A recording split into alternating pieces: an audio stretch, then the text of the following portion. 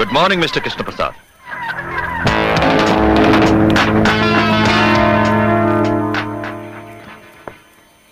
बिना अपॉइंटमेंट के और तुम यहां? वक्त कम था इसलिए अचानक आना पड़ा। इस चेकबुक के हर पन्ने पर मैंने दस्तखत कर दिए हैं। रकम आप जितनी चाहे भर सकते हो, लेकिन मेरे बेटे को कानून के शिकंजे से छुड़ाना है, जिसे आपके भाई इंस्पेक्टर ज्वाला प्रसाद ने गिरफ्तार कर लिया है, और यह काम सिर्फ आप ही कर सकते हैं। तुम्हारे बेटे को जमानत की जरूरत है, हमारी नहीं। जानता हूं, मगर रद्द कर दी है जमानत कोर्ट ने, इसीलिए तो आपके पास आया हूं। हम अभी तक नहीं भूले महाकाल कि जिस अर्जुन को तुमने सजा दिलवाई थी हमारे हाथों, वो दरअसल बेकसूर था। उसकी मां और उसके भाई के खून के बावजूद सजा अर्जुन को मिली, और जाती तहकीकात के बाद जब तक हमें पता चला, हम अर्जुन को सजा दिलवा चुके थे, और अर्जुन की बेगुनाही का सबूत कोई भी नहीं था हमारे पास। और जो सबूत नीलम के पास थे, सो तुम्हारे बेटे ने नीलम का खून करके वो सबूत भी खत्म कर दिए।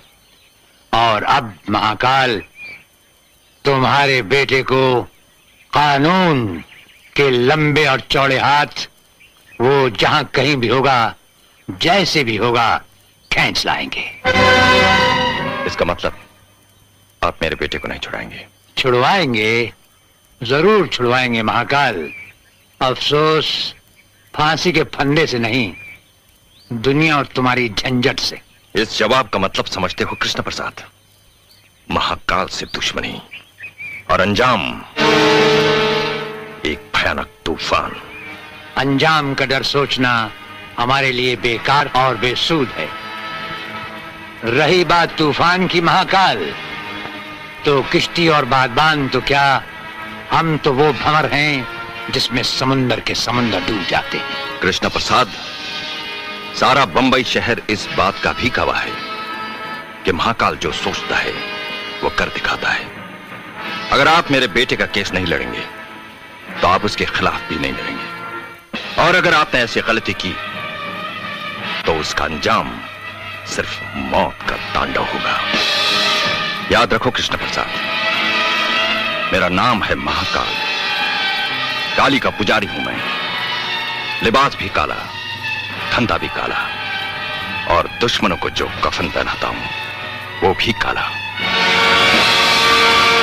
काले धंधे वाले, ये अपने काले धन की सफेद चेकबुक तो लेता जा।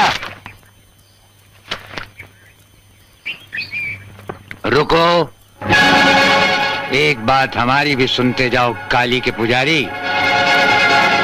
छिपकली के बच्चे कभी मगरमच्छ नहीं बन सकते, वो दीवार पर रेंगते रेंगते ही मर जाते हैं।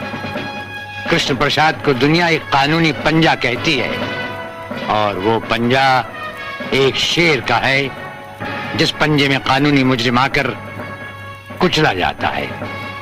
हमारी राय मानो, अपने बेटे की अर्थी का सामान तैयार रखो, क्योंकि किसी भी वक्त कोर्ट उसे सजाए मौत देगा ही।